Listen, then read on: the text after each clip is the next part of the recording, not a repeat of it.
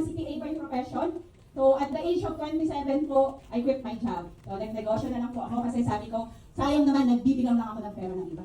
Gusto ko pong magnegosyo, gusto ko yumaman kasi bata pa lang po ako.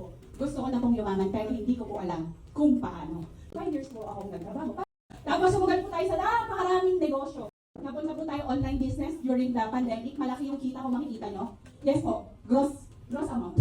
So, mga 10% lang po yung natitira sa amin pero pagod sa pagod. Ang pinakamasaya po dahil iba-iba yung mindset after 2 years sarado po.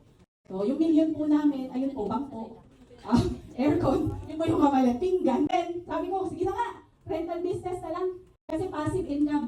Kung kinompute ko, at the age of 55 pa pala ako mag-ROI. So, tayo rin po ay multiple travel incentive. So, nakapag-Singapore po, to IM Worldwide, nakapag-Thailand, so adi ka?